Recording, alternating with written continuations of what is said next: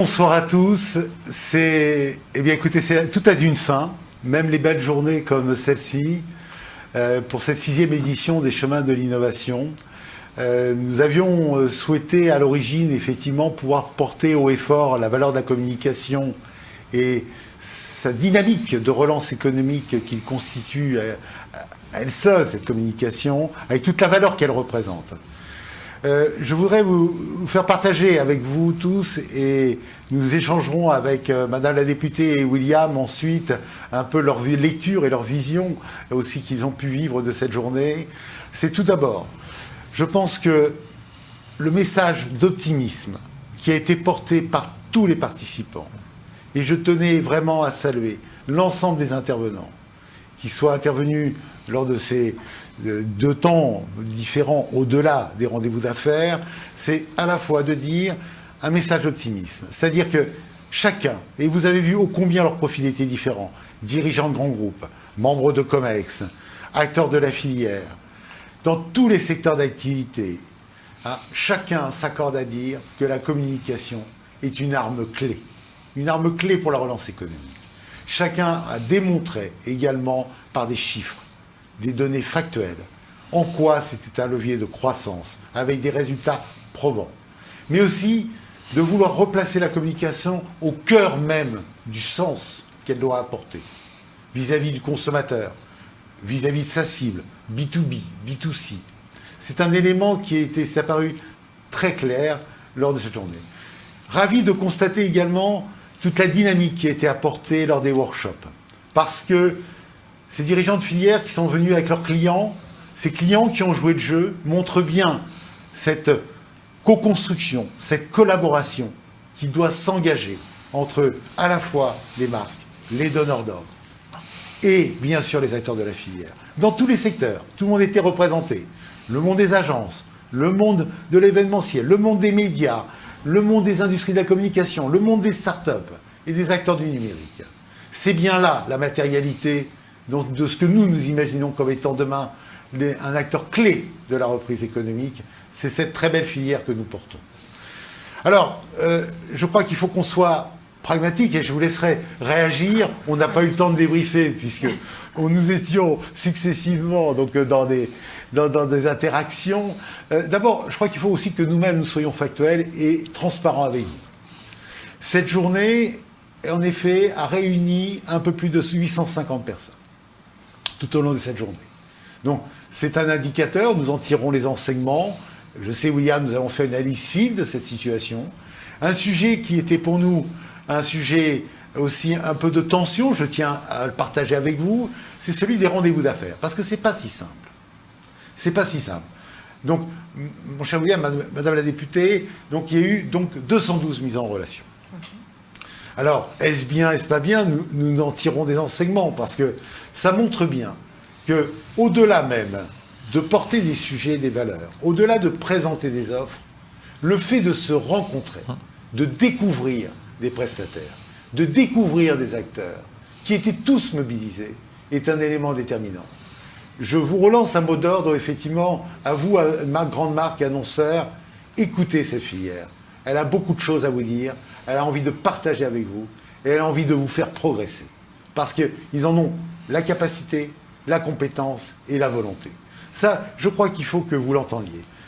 Je suis ravi également d'avoir vu certains institutionnels, comme l'Union des marques, qui a accepté de relayer les actions que nous porterons. Puisque ce n'est pas un coup que nous faisons, nous n'avons jamais fait de coup à l'Observatoire. On s'inscrit dans la durée. Ça fait 13 ans que nous militons pour cette filière. Donc voilà, c'est vrai qu'après les 80 ou 85 événements qu'on a conduits en présentiel au cours de ces 13 dernières années, et vous avez été toujours très nombreux à y participer, c'est une première que nous avons voulu initier. Et elle était importante, parce qu'il fallait qu'on reprenne langue véritablement sur les valeurs que nous voulons porter. Et celles-ci, nous avons souhaité les porter. Madame la députée, allez, comment on réagit à une journée comme ça? Alors, vous êtes assez accoutumée à des débats, donc à l'Assemblée nationale. Mais allez. Alors d'abord, je voulais à nouveau vous remercier pour l'organisation de cette journée, parce qu'effectivement, quand on voit le nombre de participants, l'énergie des intervenants, leur diversité, je crois qu'effectivement, c'est un beau succès. Et il faut vraiment vous remercier pour ça. Alors moi, je vais commencer par répéter quelque chose que j'ai entendu d'une intervenante, qui semble évident, mais il faut le dire tout le temps, il faut communiquer pour exister. Et aujourd'hui, même avant de parler de relance et de moteur de la relance, dans ce contexte où on a du mal à se rencontrer, donc garder le contact, la relation, c'est quelque chose qui est beaucoup revenu dans les échanges. Dans ce contexte où effectivement on ne peut pas se voir, on ne peut pas organiser de déjeuner, les relations sont à distance. Et donc, ce numérique qui a été beaucoup présent dans la journée permet effectivement de continuer à être en contact du client, même à se rapprocher du client. Bon, maintenant, avec les nouvelles technologies, on fait beaucoup de plus en plus de personnalisation des besoins. Et donc, le client devient même prescripteur. Hein, donc, ça va quand même très loin dans cette relation. Alors, ça a été dit aussi plusieurs fois, le Covid accélère les transformations. Il n'y aura pas de retour en arrière. Bien sûr, on reviendra à des rendez-vous, à du présentiel, parce qu'on a besoin de ce contact social qui nous manque énormément aujourd'hui. Mais cette relation via les réseaux et toutes les technologies numériques sera complémentaire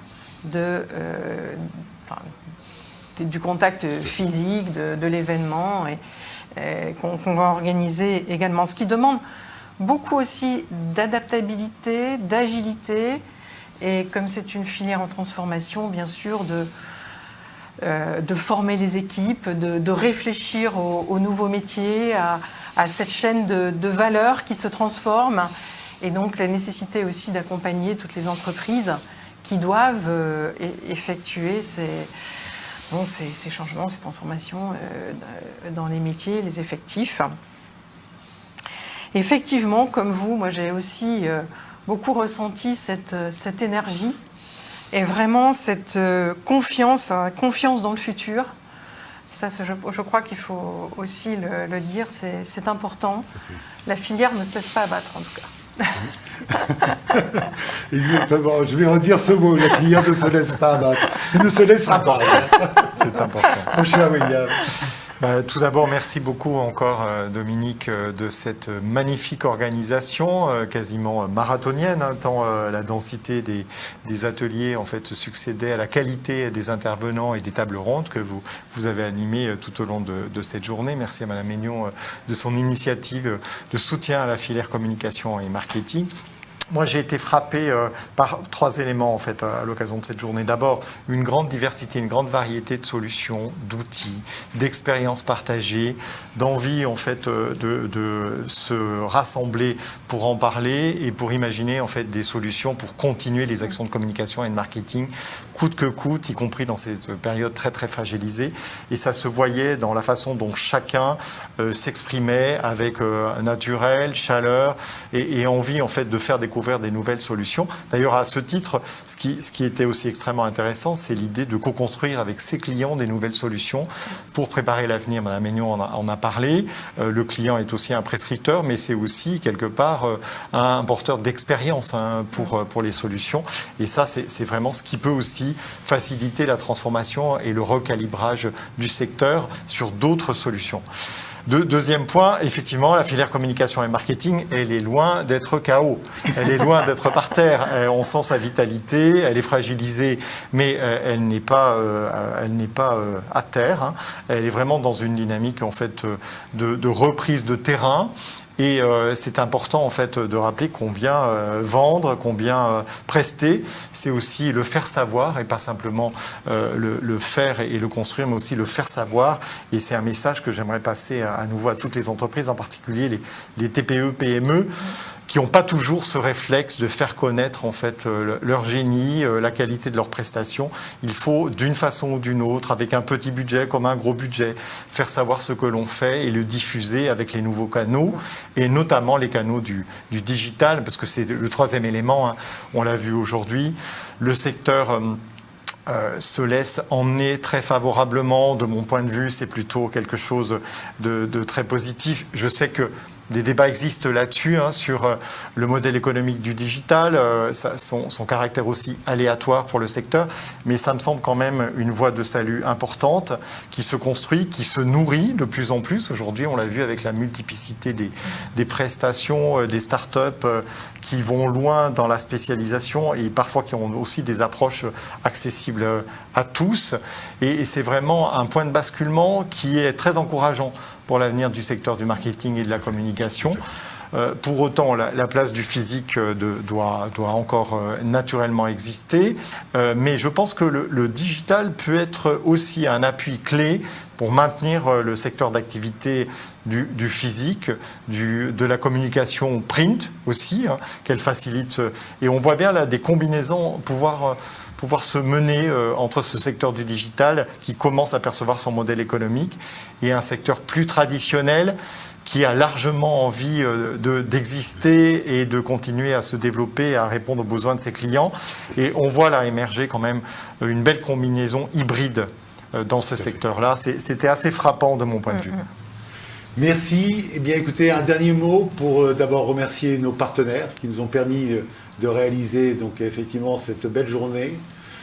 Merci également à toi, John. On ne te voit pas, mais tout le travail que tu as fourni toute la journée, on t'a imposé aussi un marathon, à toutes les équipes qui la composent.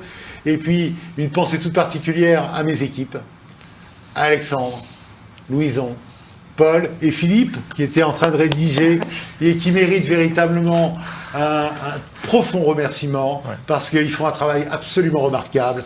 Et ça fait des mois que ça dure.